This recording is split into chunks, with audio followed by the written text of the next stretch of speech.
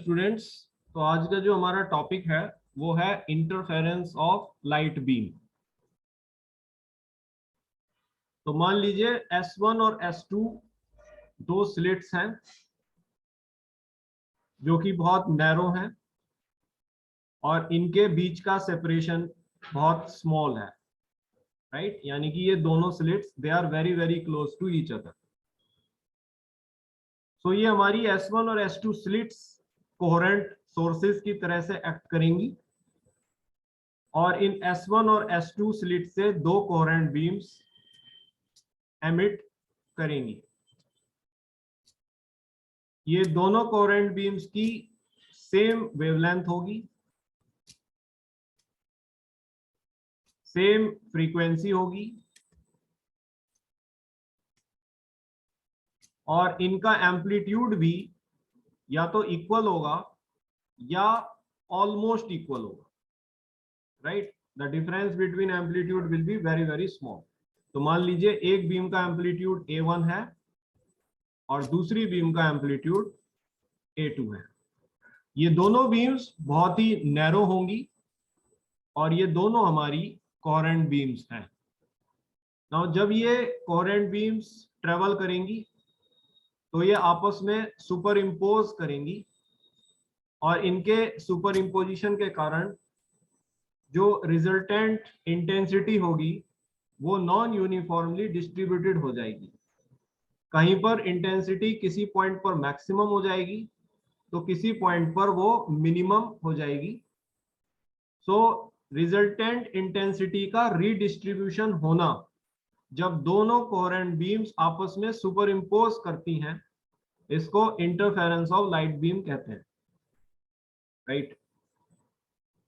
Now ये दोनों हमारी जो कोहेरेंट बीम्स हैं ये साइनोसॉइडल लाइट बीम्स होंगी। तो मान लीजिए एक लाइट बीम की इक्वेशन है y1 = a1 sin omega t और दूसरी लाइट बीम की इक्वेशन है y2 = a2 sin omega t plus delta, जहां डेल्टा जो है वो इनके बीच में फेज डिफरेंस है, राइट, जो कि स्क्रीन के हर पॉइंट के लिए कांस्टेंट होगा। लेकिन ये phase difference point two point screen पर चेंज करेगा क्योंकि इन दोनों बीम्स के बीच का जो पाथ डिफरेंस है वो स्क्रीन के हर पॉइंट पर डिफरेंट होगा। तो इसी कारण से इनकी बीम्स के बीच जो फेज डिफरेंस है वो स्क्रीन के हर पॉइंट पर डिफरेंट होगा। तो इस तरीके से हमें स्क्रीन पर एक इंटरफेरेंस पैटर्न मिलता है जिसमें हमें डार्क और ब्राइट फ्रिंजेस बनती हैं और हमारा जो सेंटर पॉइंट होता है, मिड पॉइंट होता है स्क्रीन का, वो हमेशा ब्राइट होता है, राइट। नाउ मान लीजिए हमारी रिजल्टेंट इंटेंसिटी स्क्रीन पर जो बन रही है वो IR है, ठीक है। तो अगर एक बीम की इंटेंसिटी I1 है और दूसरी बीम की इंटेंसिटी I2 है तो ये देखा जाता है कि जो पॉइंट ऑफ मैक्सिमा होते हैं, राइट, उन पर जो रिजल्टेंट इंटेंसिटी होती है वो इन दोनों इंटेंसिटीज के सम से ग्रेटर होती है, राइट। इन पॉइंट्स को पॉइंट ऑफ मैक्सिमा कहते हैं जो कि ब्राइट होते हैं, राइट।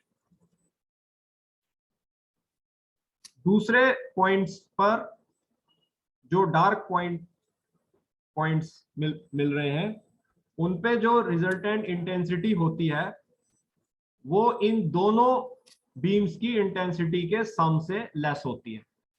तो ऐसा लग रहा है कि मानो इन पॉइंट्स पर जहां पर इंटेंसिटी, रिजल्टेंट इंटेंसिटी दोनों बीम्स की इंटेंसिटी से लेस है, इन पॉइंट्स को मिनिमा कहते हैं, राइट। तो इन दोनों बातों से ऐसा महसूस हो रहा है कि मानो मैक्सिमा के पॉइंट पर कोई एनर्जी क्रिएट हो रही है क्योंकि रिजल्टेंट इंटेंसिटी का सम, रिजल्टेंट इंटेंसिटी इन दोनों कोहेरेंट बीम्स की इंटेंसिटी के सम से ग्रेटर है और मिनिमा के पॉइंट पर मानो एनर्जी डिस्ट्रॉय हो रही है क्योंकि जो रिजल्टेंट इंटेंसिटी है वो इन दोनों कोहेरेंट बीम्स की इंटेंसिटी के सम से कम है। लेकिन इंटरफेरेंस में ना तो कोई एनर्जी क्रिएट होती है और ना ही कोई एनर्जी डिस्ट्रॉय होती है, वो केवल एक पॉइंट से स्क्रीन के दूसरे पॉइंट पर शिफ्ट करती है। जिस पॉइंट से एनर्जी लूज होती है वहां पर मुझे मिनिमा मिलता है और वो बैंड डार्क होता है, और जिस पॉइंट पर एनर्जी गेन होती है वहां पर मुझे मैक्सिमा मिलता है और वो पॉइंट ब्राइट होता है, राइट। तो ये एनर्जी जहां पर गेन हुई है उसके कारण रिजल्टेंट इंटेंसिटी इन दोनों कोहेरेंट बीम्स की इंटेंसिटी के सम से ग्रेटर है, और जहां पर से एनर्जी शिफ्ट हुई है वहां पर रिजल्टेंट इंटेंसिटी इन दोनों कोहेरेंट बीम्स की इंटेंसिटी से कम है, राइट। सो इंटरफेरेंस जो है वो कंजर्वेशन ऑफ एनर्जी पर काम करता है, राइट। तो अगर हम रिजल्टेंट इंटेंसिटी पॉइंट P पर निकालें जहां पर ये दोनों कोहेरेंट बीम्स मीट कर रही हैं, वो सपोज IR है, तो ये IR दिया जाएगा IR is equal to I1 plus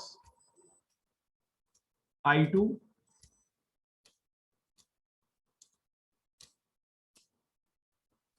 plus 2 root I1 2 root I1 I2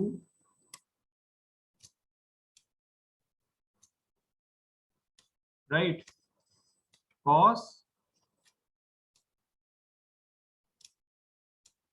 cos delta, right.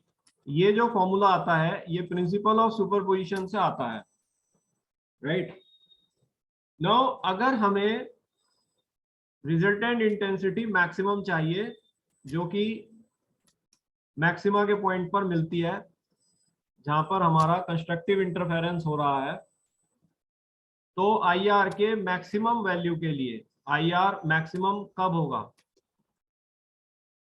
IR maximum होगा जब कॉस डेल्टा अपनी मैक्सिमम वैल्यू लेगा, राइट। तो हम जानते हैं कि कॉस की मिनिमम वैल्यू -1 होती है और कॉस की मैक्सिमम वैल्यू +1 होती है, तो कॉस डेल्टा अपनी मैक्सिमम वैल्यू लेगा 1, राइट। तो कॉस डेल्टा 1 कब होता है? जब डेल्टा कितना होता है? 0, राइट। 2 पाई, 4 पाई, 6 पाई, 8 पाई, या मैं कह सकता हूं even multiple of pi, right.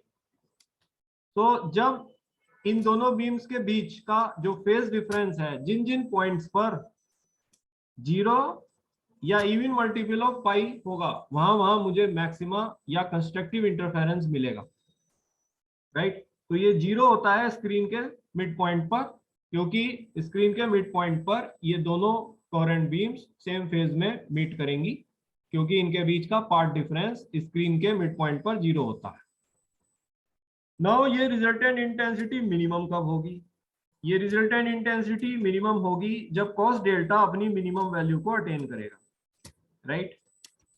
तो कॉस डेल्टा की मिनिमम वैल्यू होती है -1, राइट। सो कॉस डेल्टा अगर -1 है तो डेल्टा कितना होगा? पाई, 3 पाई, 5 पाई, 7 पाई, 9 पाई, तो मैं कह सकता हूं odd multiple of pi, right.